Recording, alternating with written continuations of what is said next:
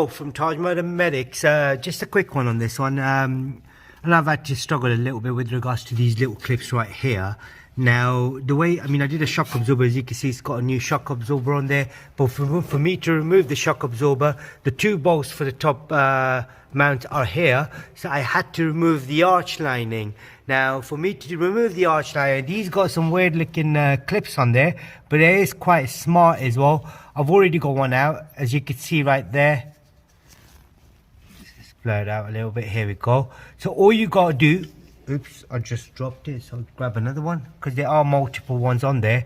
So all you got to do is push this side in. So if you grab a screw, oh, I've dropped another one, so that's no good. So if you get a screwdriver, I might as well show it to you here. So here we go. Right. So you're going to need obviously two hands. So if you push this bit in. Sorry, just a second. Ouch.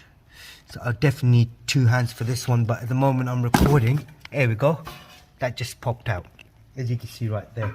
So all you had to do is push. As you can see, there's a lug in there as well. So it's like a nail, basically, with a head on it. So you slot it in a way. I'll just show it to you right now. So if I slot it in, and then I push it up. That's it.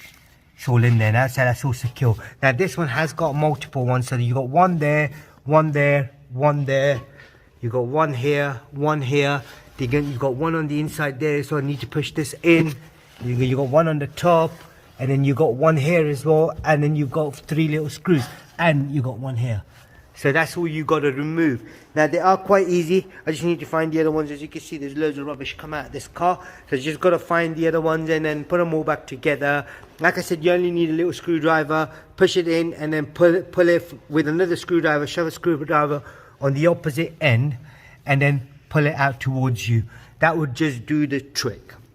That's all you got to do on this particular model. I know this is an Audi A5 on a 15 plate, possibly the Audi A6. Pretty much all the Audis this particular year model would have these clips.